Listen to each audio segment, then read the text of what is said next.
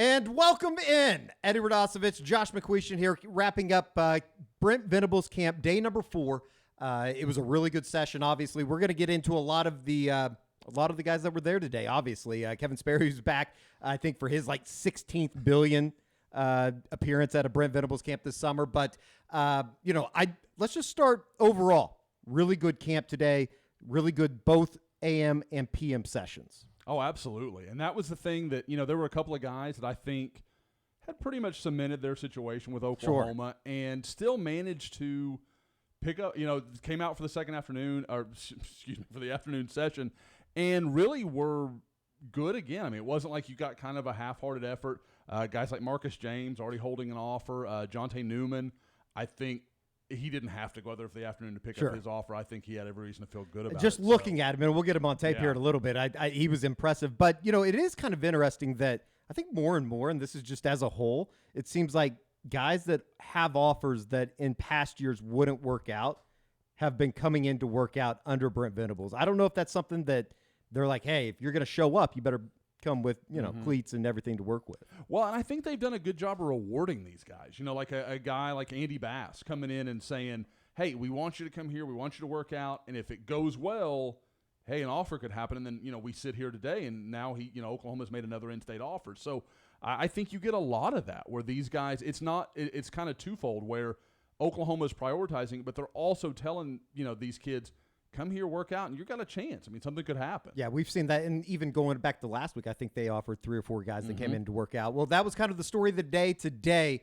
was Andy Bass, the wide receiver, athlete, quarterback, does everything for Heritage Hall in Oklahoma City. He was really, really impressive. Obviously, he worked out in the position drills with DeMarco Murray at running back, and then obviously with the one-on-one stuff where I thought he was excellent. Outside of Grayson Harris, who we'll get to in a second, he might have been one of the most impressive guys of the entire day. Oh, he really is, and I know a lot of people will see him, and you can sit here and watch the video now. Look at that guy. That's not the private school kid that you're used to, that you're thinking about. This is a really well put together guy. I know went to one of the mega camps in Dallas last week, came in at 5'10" and an eighth and 197, and ripped off 2 sub-4.5 40s. I mean, this is a very good athlete, very physically gifted. And, you just look at all the video that Eddie got here this morning. And this is just from the morning session. He put on a show today. Yeah. He was really, in my time being there and talking to Eddie and George, who were in the building most of the time, he was really, there was no answer for him. I thought it was pretty impressive, too, that, he does a little bit of everything. I thought his hands were, speed is obviously one of the best things that, one of his best qualities as a football player. But what he was able to do with his hands today was really impressive. He had the one-handed grab that we'll see here at the end of the highlight clip. I thought that he had an ability to kind of find himself open throughout the afternoon. I think the obvious comparison is probably his former high school teammate in Gavin Freeman. This was the one-handed grab. I thought he had a really, really good day, and we thought coming out of it, hey, he might get an offer. Didn't know if that was going to be the case, and as it turns out, he ends up picking up his 15th Division I offer. Yeah, and, for all the success that Heritage Hall has had, and obviously, Brett Bogert and those guys over there do a great job, this is the first offer Oklahoma's made at Heritage Hall since Sterling Shepard. So, it's amazing. If you want to talk about a track record at receiver, that bodes pretty well for Andy if he can get anywhere close to what Sterling did. But, yeah, he was unbelievable. I mean, just really, like I said, he was a kid, and the first moment I walked in to the building, he was the first kid I saw. It just kind of happened that way. And I was like, who the hell is that guy? And it made sense, with all that I've heard about Andy Bass. Outside of that running back group that also had Gabe Sawchuk, who's the younger brother, Gavin Sawchuk. We'll have some highlights up on Suitor Scoop with On 3 up on the board. I'll put it up after we get done with this. But he stuck out a little bit. So the other guy that was super, super impressive today, and obviously so, he's a star baseball player as well, committed to play both football and baseball at Oklahoma, Grayson Harris, Enos, Texas. Yeah, Grayson is a guy that, you look at him, he's a perfect slot kind of guy, but watching him, he's not the biggest guy, but he's also not a guy that I saw getting bumped around a lot or, and some of it I think is people figured out pretty quickly they don't want to run vertically with him. So they were playing off a little bit, and you can see it here in the drills. People got grabby, handsy with him, and he just walked right past it. I mean, he is a more physical guy than I think people realize. And this is why, I love having this platform so people can kind of watch what we're talking about when they see this stuff. And this is a gifted receiver that, again, I thought not just, he's fast, he's explosive. He also made some tough catches. I mean, this one over, that's tougher than people think it is. There's so many guys out there, and we've seen this, I think, over the last 3 weeks with anybody that comes in here. It seems like all of these guys, and this might have a lot to do with 7-on-7. This is a grab that he made from 2025 future teammate Kevin Sperry. They all have such a innate ability to make the really tough grab look very, very easy. It's the repetition. I mean, there's no other way to do it every day. Yeah, I mean, because whether it's 7-on-7 or their team practices or whatever it is, these guys are training and working out all the time, and it just shows up. Sure. I mean, so again, it was my first chance to see Grayson Harris in person, and I thought he was outstanding. I came away. It's not hard to understand why Oklahoma made him a priority, and like you mentioned, a great day to have him there because Kevin Sperry, I think, is going to go 5 for 5. Like I doubted him, and I told him, I was like, "There's no way you'll make." But he's 4 for 4. He's been, and like we talked about, this isn't a kid coming in the mornings and going home. No, he's doing it all day. Yeah. He is there. And of course, got to give his brother Rozzy some credit. I mean, Rozzy's showing up, and for a 2027 kid, does not look out of place. He's not the most physically impressive dude, just because he's tiny. He's a tiny guy, but if he grows the same that Kevin did. And I think we've commented on that, whether it be on the unofficial 40.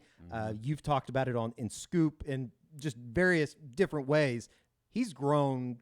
I mean, I don't know. He's probably gained 10, 15 pounds just over the since we saw him last. He feels like he's considerably bigger since we saw him at the camp in Dallas in March. And I think that was the Under Armour. Yeah. And so, but I mean, the thing that I keep coming away with, and every time I see him, I'm more impressed than I was the time before. Like his footwork, how quick he is with his release, like he's really impressive. Yeah. And seeing him out there today working with Jackson Arnold, it's kind of like what you're talking about earlier with Freeman. It's almost too easy to make that comp. But there's some stuff there that Jackson Arnold and Kevin Sperry, there are some eerie similarities, and it makes sense why Jeff Lebby made him his quarterback. That's the guy he prioritized. We'll get to Kevin Sperry here in a second. One of the guys that didn't work out today, in-state guy, you saw him during the spring tour, 2025, and I think everybody notices when he walks into the room, but 2025, Weatherford, Oklahoma, tight end, defensive end. We have some video of him from today talking to Miguel Chavis. Obviously, physically, he looks incredible. Good luck to all the juniors out there that are going to be tackling him this summer. And for those watching, that is his dad next to him that played basketball at UAB for Mike Davis, former Indiana head coach. I mean, his dad was a good athlete as well, so it makes sense. What's amazing about watching this is Miguel Chavis wants him to be a defensive end. Like that's really what Miguel wants him to do. He's trying to sell him right now. Absolutely. And I think CJ likes Miguel so much he's willing to have that conversation. Sure. But he looks more comfortable, maybe, and that's just I think that's fair. Just from the video that you've sent back when you went to Weatherford High School this summer or this spring. He just looks more comfortable on the offensive side of the ball. And what's scary about that is he's probably going to have 14 sacks for Weatherford. Like he's going to go crazy because he's just so gifted. But you're right. I mean, he looks more natural because he's a big time basketball guy. Kind of has that power forward presence where he's going to use his body, shield people off the ball, that kind of stuff. That's very innate for him. It's just, it's kind of like I said, his dad was a college basketball player, so it's there. As we said earlier, Kevin Sperry, he's camped at damn near every camp. He's been at every camp, every day that they've had it here at the Brent Venables football camps. But another impressive day. He throws such a very catchable ball. Working with Jeff Lebby, it's basically like he's had a personal kind of, I don't know, lesson with Jeff Lebby here for the last month. Oh, I mean, it's just, I said, I mean, you can see it. It was funny this afternoon when I walked into the indoor, I was kind of looking around and trying to make sure Kevin was there. I said, I don't see Lebby. Kevin must not be here. And I kind of looked real deep into the corner, and sure enough, there's Lebby, and right by him is Sperry. I mean, they are working really hard together, spending a lot of time working. And, again, like, watch this kid. Like, it's almost not – even the video sometimes doesn't do him justice. Yeah. Like you see the throws, and like in Eddie, we were talking about earlier, Eddie does a great job tracking these throws, but sometimes you just can't realize, like this one down here, like look at that. That's That's what you're looking for. And That's what you want it to look like. On the receiving end of that is actually a 2026 wide receiver, King Shelton, who is LV Bunkley Shelton's younger brother. So he might be somebody even in 2026. We had somebody today, though, that really impressed from the 2026 class that we can get to here shortly. CJ Jimcoily. He only worked out, I believe, in the morning. That's right. But physically, you can see why there's a lot to like. He was the kid that, every time like we talk about, oh, this guy's a little undersized, maybe he's not super impressive. You walk in the building, you're like, who's that guy? Yeah. Like I mean, you can see it right here. He's a big guy, and look at him track. I mean, that I believe is Grayson Harris he's running with there. So I mean, that is good on good. He's chasing a good athlete. For those that don't know, CJ Jimcoily is a 2025 defensive back from Nashville Lipscomb. Program that Trent Dilfer was at, won a couple state titles. They're probably happy to get rid of him. Yeah. Well, that's an editorial on my part. But with I think he did win a state championship, though, so they were pretty damn good. They won one or two. Yeah. He's done well there. There's no doubt. He's going to D1 for a reason. I sidetracked that. Yeah, no, you're fine. But no, with CJ, again, the length. He's one of those guys that he's he's a legitimately 6'3", sure. Probably 190 pounds. And you want to say safety, and I don't see any reason why he couldn't play that. But watching him out there, I don't see why he'd have to be. I mean, he's a guy that can play corner. He's got the movement skills and his length. You're not going to get a free release with that guy. Yeah. He's going to reroute you. He's going to get into your body. And like I said, there's just a lot to like in his game. And I think for me, he might have been the best defensive back I've seen out there so far through these first 4 camps. Somebody else that earned an offer today from the 2026 class, we kind of teased it just a second ago, Mike Brown. I thought he was maybe one of the more impressive wide receivers just in terms of I didn't know anything about them before the day began. He was exceptional today and obviously earned an offer because of that. Spring, Texas, from a school that I'm not too familiar with, Legacy, the School of Sports and Science, which you said their head coach, a pretty familiar name to Big 12 country. Yeah, Michael Bishop, former Kansas State All-American, nearly won the Heisman in, I believe, 98, 99, something like that. I think that's right, yeah. The Kansas State fans are going to be upset we don't know that off the top of our their head. All our KSU listeners are going to be really pissed off here. But, no, it was I didn't get to see Mike Brown as much as I wanted to. I'm kind of taking in these clips with the fans that are watching this. But just the conversations I was having with George and Eddie as they were watching this kid and just, look at that catch right there, the extension. That's beautiful. That's what you're talking about. And for a kid, this is a guy, you talk about unknown. It's pretty rare that I have a kid show up at camp that isn't in any database. I'm pretty sure when I build his On3 page, it'll be his first page. Now, obviously, other networks were there today, too, sure. And they'll do the same. But this guy didn't have a page before today. I feel pretty confident in saying. I think that's his 4th offer so far. UNLV, Arizona State, Texas A&M, and I don't think it's necessarily a bad thing to kind of beat everybody else to the punch. Obviously, that might be a neck-and-neck race. I know that there's a lot of kids that from spring that end up at A&M, obviously. Sure. So you could see why Oklahoma would want to get in there early. I think he's also a guy, too, just looking at him physically. He could be somebody, I think, that grows 2 or 3 inches very easily. I just looking at his, who I imagine were his parents today. It looked like his dad, pretty big guy himself. Yeah, and again, that's one of those things where you can lose track of it at camps like these, where you just assume like, oh, this guy. You're looking at Andy Bass. Andy Bass physically is largely who he's going to be.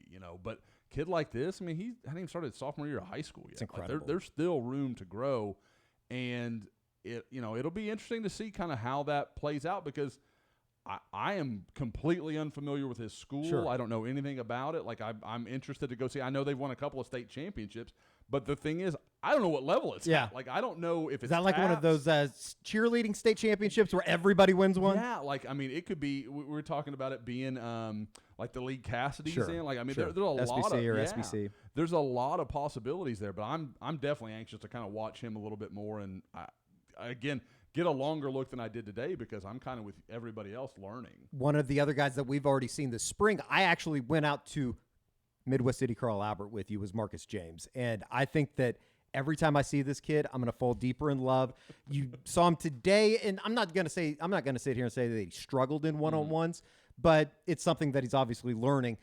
I loved what we saw when we went to see him at Carl Albert, though. Physically, he fits the part. Has no problem being physical. I think this guy, just knowing that he's going into his junior year of high school, he could be somebody that is real big as part of that 2025 class. Oh, he is a special talent, and he was a guy that I remember seeing his sophomore film at McGinnis thinking, and I've made some notes. I've got kind of an ongoing chart that I keep on that stuff. And he was clearly very talented, but you're kind of like, I don't know what he's going to be. Mm-hmm. And then we see him at Carl Albert, and I'm like, I don't care what he's going to be. Like guys like that just aren't normal. And it's one of those things, again, video, it's hard to really – this guy is – the guy you're watching do all this is 6'3", 205, and was running down people today. I mean, like – and it's also – and, Eddie, you talked a little bit about him struggling. We always want to be honest about this stuff. He had some trouble with his footwork. He's still learning what he's doing. There's a little bit of a in an old scouting term, like kind of a baby giraffe. Like he's still growing into his body, still figuring it all out. But this kid you're watching him right, this kid has multiple Power 5 offers, and James just tracks him down and breaks up a pass that he's got no business making a play on. So, again, just a super talented guy, and you can see why Oklahoma has made him a priority. They've offered him at linebacker. He's played some tight end for Carl Albert, had at McGinnis, but he's not – he didn't work out there at all today. Sure. He was a strict linebacker. They're trying to work him into that role, and – the day we were out there, Eddie, he was very honest about growing up an Oklahoma fan. So this is going to be a name people need to remember. Could that be a situation that he's maybe one of those a cheetah, or is it strictly linebacker or strictly defensive end? Because he could be somebody that kind of splits time in between. I would say he's probably more of a linebacker just because I don't know. Now, we'll have to see how he kind of grows into his body, how it develops physically a little bit. But he's physically kind of similar to Deshaun McCullough. There really is some comp there. But Deshaun had a lot of background in defensive back. He played there a lot. I think that makes that transition a little easier. Marcus he's just been a linebacker. He's been near the line of scrimmage most of the time I've seen him. So I don't know. And again, they use that cheetah in different ways. So I mean, you don't want to pin him into anything. But I do think that in all likelihood, he's probably an inside backer. More than ever, we're looking at guys too that it just seems like, and Andy Bass is kind of an example of this, just as far as we love what you do on a football field. We'll figure it out when you get to Norman. Yep. Eddie, we talked about this for years with Riley. I would always use that same kind of term, like he's as good as your offensive coordinator can be creative. And when you had Lincoln Riley as your offensive coordinator, very creative. Sure.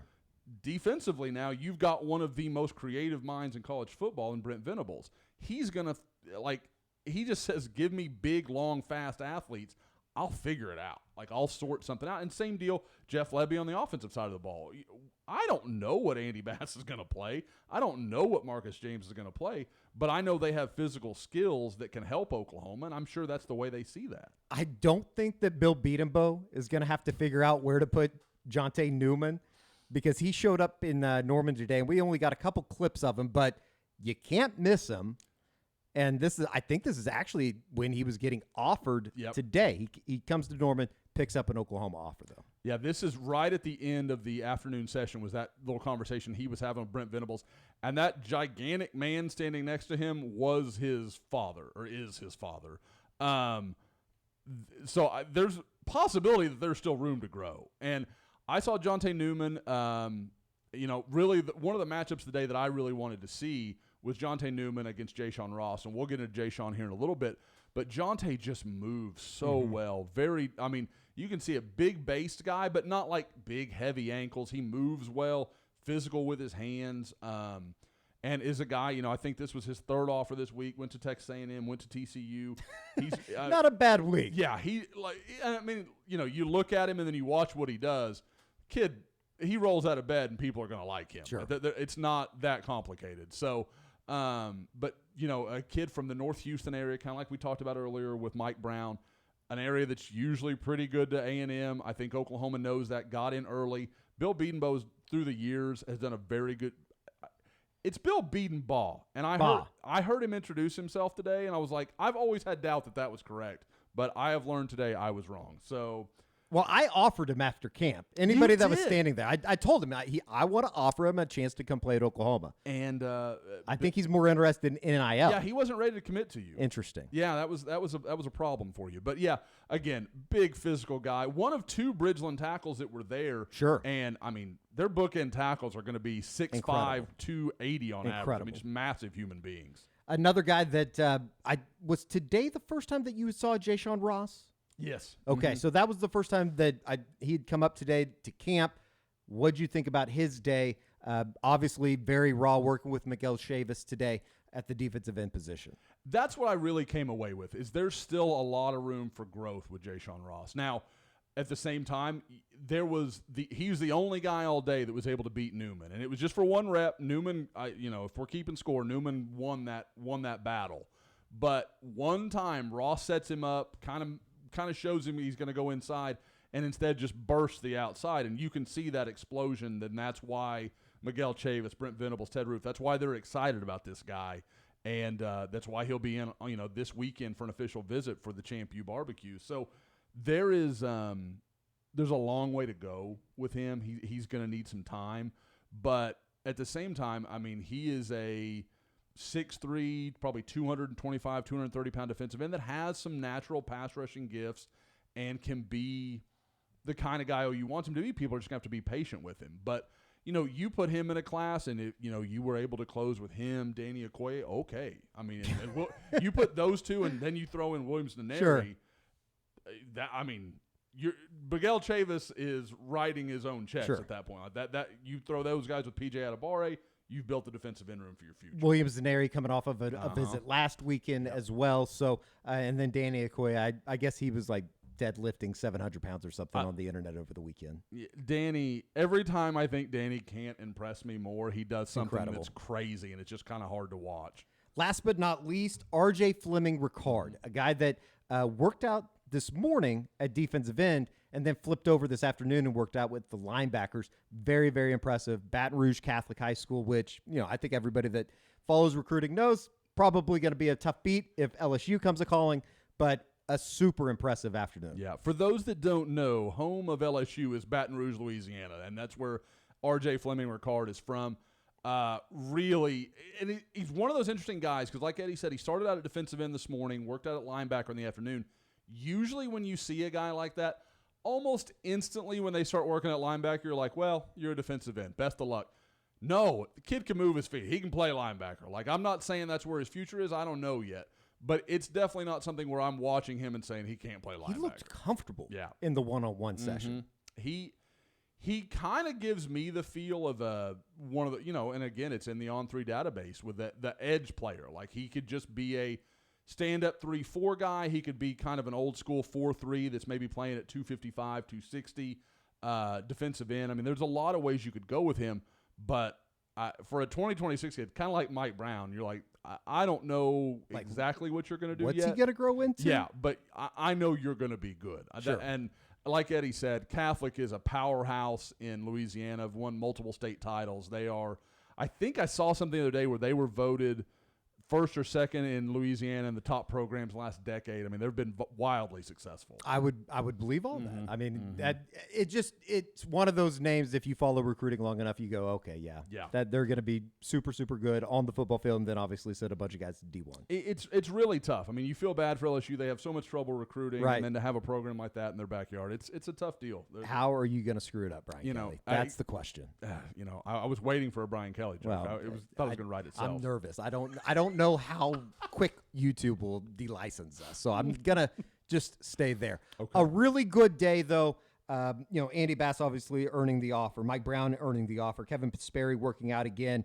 Anybody else that maybe we haven't covered that you thought maybe we should mention? I know that like the Turnbull kid from Millwood, we're gonna get another eyes on him on Thursday.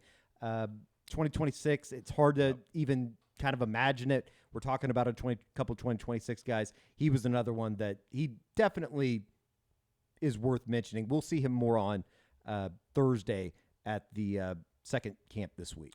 Yeah, I thought he was very good. I mean, and you talk about a kid that you walk in and just watch him throw it once or twice. You're like, that ball's different coming out of his hand. He has a lot of velocity, I would say, and I don't mean this as any slight to Kevin Sperry because Kevin Sperry has plenty of arm. But I would say the ball popped out of his hand better than anybody else there at the camp. Now, he had some overthrows. He's a kid that's just going into his sophomore year. There's a lot to learn. There's a lot to process. But it's pretty hard not to be a little intrigued with what he could do there at Millwood, especially, with Millwood having, a guy like Jaden Nickens to throw the ball to. That's going to be a situation where just throw it as far as you can and Jaden will go get it. Which is kind of scary to think about because that could happen time and time again, and especially in some of the lower ranking classes in the state of Oklahoma. Mason Woods, really good day as well. The tight end from Iowa City. I know that George and I spent a lot of time with him this afternoon, just watching him kind of go through drills. I don't know if that's the situation because we're going to see another 2025 tight end in Devon Mitchell on Thursday when he comes camping. Maybe Oklahoma's good there. Maybe Joe John Finley feels like they're pretty comfortable. So we'll throw him out there. I know that we've put up some of his highlights up on Soonerscoop.com. So pretty cool. This is going to be something that we're going to be able to do here moving forward from the Sooner Scoop studios on Campus Corner, and we'll be back Thursday to kind of wrap up everything that happens over the Brent Venables football camp. So for Josh McQuistion, I'm Eddie Radosevich, Soonerscoop.com on 3.